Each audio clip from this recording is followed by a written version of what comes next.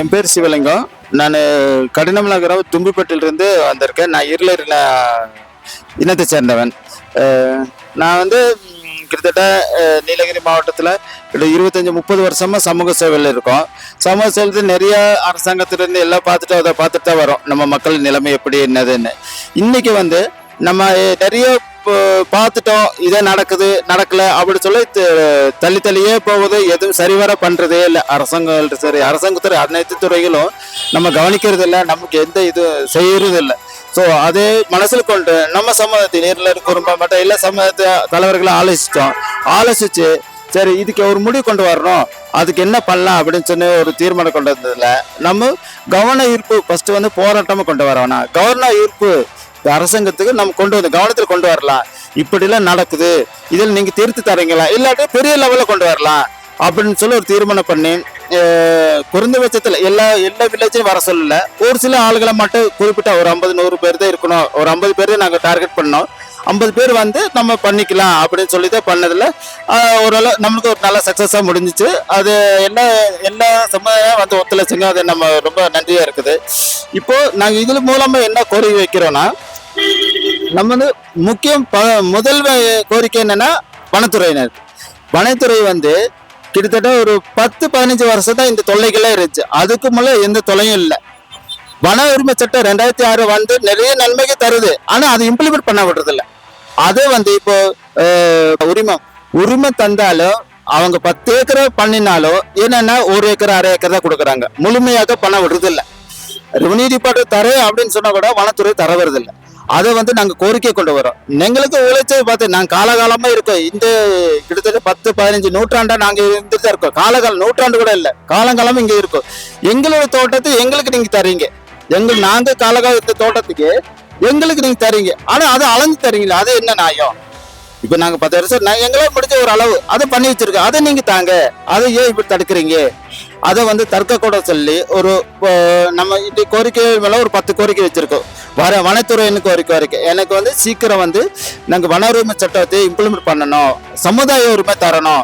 இது அப்புறம் வன மேம்பாட்டு குழு இருக்குல்ல, அதாவது வன பொருட்களை கலெக்ஷன் பண்ணுறதுக்கான அந்த உரிமை வந்து சீக்கிரம் தரணும். அப்பொழுது நம்ம வாழ்க்கை தரம் உயரும். அது இல்லாமல் நம்ம வனத்துக்கு சென்று வந்து பூஜைக்காய் சீக்காய் இதெல்லாம் எடுக்கிறதுனால நம்மளுடைய வனவிலங்கு ஊருக்கு வராமல் தடுக்கிறதுக்கு ஒரு காரணமே இருக்கும். அதனால அதை சீக்கிரமாக கொண்டு தரணுங்கிறது ஒரு கோரிக்கையும். அது இல்லாமல் சொன்ன மாதிரி பழங்குடி கிராமங்களுக்கு நிறைய பேருக்கு சாலை வசதி இல்லை. சாலை வசதி கொடுத்தாலும் இவ்வளோ தூரம் இருக்கீங்க, நீங்கள் 5 வீடு தான் இருக்கீங்க, 10 வீடு தான் இருக்கீங்க, அதுக்கெல்லாம் நான் செய்து தர முடியாது அப்படின்னு ஒரு சில செஞ்சதுனால அரசாங்கம் கொடுத்தாலும் கான்ட்ராக்ட்காரங்க தடுத்து நிறுத்திடுறாங்க. அந்த கிராமத்துக்கு கொடுத்தா நம்மளோட கொண்டு வந்து போகிற செலவு ஜாஸ்தி, அதனால அங்கே செய்ய வேண்டாம்னு அரசாங்கம் சொல்கிறாங்க.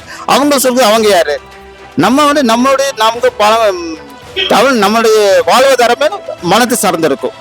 எங்கேயோ மலை மேல் இருந்தாலும் நான் நிம்மதியாக இருக்கும். ஸோ அதுக்கு செஞ்சு தரேன். ஒரு சாலைவாசி வந்தாலும் அரசாங்கத்துறை வந்தாலும் தடுக்கிறாங்க. அதை வந்து அரசாங்கத்துக்கு எடுத்துருச்சு. நமக்கு முறையான சாலை வசதி, வீடு வசதி, தண்ணி வசதி இது நீங்கள் தாங்க, கட்டாயம் தாங்க அப்படின்னு சொல்லி இன்னொரு கோரிக்கையும் எடுக்கிறோம். அது இல்லாமல் இப்போ யானை அடித்து நிறைய பேர் இறந்துறாங்க. அவங்களுக்கு வந்து 1 லட்சம் 5 லட்சம்னு இப்போ 10 லட்சம் தான் தராங்க. அது முறை இப்போ 5000 கூட உடனே 50,000 கொடுக்குறாங்க. அது கொடுக்குறேன்னு சொல்லல. ஏன்னா 10 லட்சம் வச்சு ஒரு 5 பேர் இருக்கவங்கள 10 லட்சம் 1 லட்ச ரூபா, அது எத்தனை நாள்? ஒரு 2 வருஷம் 3 வருஷம் முடிஞ்சு போயிடும். பட் அவங்களோட குடும்பம் அது நடத்துறதுக்கு ஆந்தது தானே. அது வந்து என்ன பண்ணணும்னா அவங்களுக்கு அரசாங்க வேலை, அவங்களோட கல்வி செலவு எல்லாம் அரசாங்கமே ஏற்றுக்கணும். அது இல்லாமல் ஒரு சாராய குடிச்சு இறந்தவங்களுக்கு 50 லட்சம் கொடுக்குறீங்க, ஆனால் நம்ம வனவிலங்கு இறந்த ஒரு 10 லட்சம் தானே.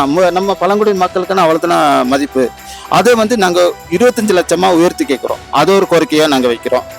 நிறைய இப்போ என்னென்னா அரசாங்கத்தில் நிறைய பொருளாதாரத்துக்கான லோனுங்க நிறைய வர்றாங்க. ஸ்டார்ட் அப் ஃபண்டு தராங்க, எம்எஸ்எம்இ, தாட்கோ இது எல்லாமே தராங்க. ஆனால் ஒரு உண்மையான வேலை உழைப்பாளி இருக்கான், ரொம்ப கஷ்டம், நான் உழைச்சி வரணும், ஒரு மூங்கில் கூட செஞ்சால் நான் முன்னால் வரணும் அப்படிங்கிறது கொடுக்கறது இல்லை. அதுக்கு என்னன்னு சொல்கிறாங்கன்னா கொடுக்குறதுனா தாட்கோ எடுத்துக்க உதாரணம் தாட்கோ தராங்க, ஆனால் வங்கிகள் தரதில்லை. வங்கிகள் தருவதற்காக நம்ம டிரான்சாக்ஷன் வேணும், நீங்கள் டிரான்சாக்ஷன் இல்லை, சிபில் இருக்குது, அது இருக்குதுன்னு அவங்க தடுத்து நிறுத்தாங்க. அதை வந்து நம்ம பழங்குடி மக்களுக்கு அந்த சிபில் அப்படிங்கிற இது இருக்கக்கூடாது. அதை வந்து எங்களை பழங்குடி மக்களுக்கு ஒரு இது மாற்றி தரணும் அப்படின்னு. இது வந்து ஏன்னா இது சாதாரண நடக்க அரசாங்கத்தால் நடக்கல, ஒரு ரிசர்வ் பேங்க் கொண்டு போனோம். ஆனால் இது யாரு கொண்டு போறான்னா அரசாங்கம் கொண்டு போறோம்.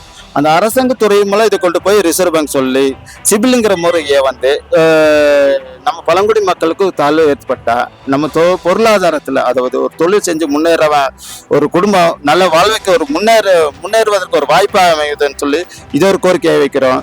நிறைய நம்ம சலுகைகள் வர்றாங்க. இப்போ ஈம சடங்கு நலவாரியம் இப்போ கொடுத்துருக்கோம், அது கொடுத்துருக்கோம் உங்களுக்கு அப்படின்னு சொல்லி வெல்ஃபேர் டிபார்ட்மெண்ட் சடங்கு அதில் பழகுன்னு நினைத்துறை. ஆனால் ஒருத்தர் இறந்து போனாலும் அவங்க கண்டுருக்குது இல்லை, வனத்துறையின மட்டும் தான் வராங்க, பழங்குடி நலத்துறை வருது இல்லை. ஒரு அவங்க நீ அது ஆர்ஐ பாரு விஓ பாரு அப்படி சொல்லி இழுத்தடிச்சிட்டே இருக்காங்க. ஒரு 5000 ஒரு ஈம சடங்குக்கு 30,000 கொடுக்கணும், அது நலவரா டைம்ல ஒரு 30,000 கொடுக்கணும், ஒரு படிக்கிற பசங்களுக்கு ஒரு 10,000 20,000 கொடுக்கணும். இதெல்லாம் கொடுக்கறதுக்கு ஒரு சிலருக்கு மேற்பார்வைக்கு மட்டும் தெரிஞ்சவங்களை மட்டும் கொடுத்துட்டு மற்றவங்களுக்கு கொடுக்கறதே இல்லை. அதை வந்து அனைத்து பழங்குடியினருக்கும் எல்லாரும் பயன்பெறுமாறு அதை வந்து பயன்படுத்தணும் அப்படின்னு சொல்லி அது ஒரு கோரிக்கையை வச்சு எங்களுடைய கோரிக்கையை வந்து அரசாங்கம் தெரிவிக்கலான்னு முடிவு பண்ணியிருக்கோம். இன்னொரு தகவல் சொல்லுகிறேன். நம்ம பழங்குடி மக்கள் இப்பொழுது இருளர் குறுப்பை மற்ற 6 கம்யூனிட்டி இருக்கும் நீலகிரியில. அதுல ரொம்ப கஷ்டத்தில் இருக்கும். இருளர் குறுப்பவங்க பனியாசையெல்லாம் ரொம்ப கஷ்டத்துல இருக்காங்க, இருக்காங்க. மற்றவங்க டவுன்ல இருக்காங்க, கொஞ்சம் ஓரளவு இருக்காங்க. பட் படிச்சவங்க நம்ம எல்லா கம்யூனிட்டியிலும் படிச்சுட்டு வந்துட்டு இருக்காங்க. டிகிரி முடிச்சிருக்க, 2 டிகிரி முடிச்சிருக்க, PhD வேற படிச்சுட்டு இருக்காங்க. அரசாங்க வனத்துறையில வந்து நம்மளுக்கு நிறைய வேக்கன்ட் கொடுக்குறாங்க.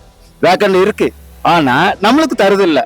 இப்போ நாங்க BSc முடிச்சிருந்தா அரசாங்கத்துறையில ரேஞ்சர் கொடுக்கலாம், கார்டு கொடுக்கலாம், வாட்சர் கொடுக்கலாம். எல்லா வாட்சரும் அவங்களுக்கு தரணும் இல்லையா? அது தரணும். எங்களுக்கு அது கோரிக்கை என்னன்னா, வனத்தில் இருக்கிறதுனால எங்களுக்கு தான் அந்த வனத்தை பத்தி எங்களுக்கு தெரியும். பழங்குடி மக்களான எங்களுக்கு மட்டும்தான், வனத்துல வாழ்ற எங்களுக்கு மட்டும்தான் அது என்னென்ன எப்படி இருக்கும், மிருகங்கள் எப்படி இருக்கும், வனம் எப்படி இருக்கும், எப்படி எங்களுக்கு மட்டும்தான் தெரியும். மற்ற யாருக்குமே தெரியாது. இப்போ படிச்சுட்டு வராங்க, அதை மற்றவங்க படிச்சு காடா வராங்க, ஃபாரஸ்ட் பத்தி புதுசா படிச்சுட்டு வராங்க, அவங்களுக்கு அது அதுவும் இருக்காது. பட் நாங்க அதன் மூலமே வாழ்ந்துட்டு இருக்கோம். எங்களுக்கு அதனை பார்த்து எங்களுக்கு தான் அந்த வனமும் மிருகங்கள் எப்படி இருக்கோ அதுங்க பத்தி எங்களுக்கு தான் தெரியும். ஸோ எங்களுக்கு அந்த வன சார்ந்த வேலை வாய்ப்புகள், ஃபயர் வாட்சரு, கார்டு, வாட்சரு, அப்புறம் ஃபாரஸ்ட் ரேஞ்சரு, இந்த மாதிரி கல்வி தகுந்த போல நாங்கள் எல்லாரும் படிச்சிருக்கோம். எங்களுக்கு கல்வி தகுந்த போல எங்களுக்கு வேலை வாய்ப்பு உருவாக்கி தரணும்னு சொல்லி நாங்கள் வனத்திற்கிட்ட ஒரு கோரிக்கை வைக்கிறோம். இது எங்களுக்கு கோரிக்கையா இருக்கும்.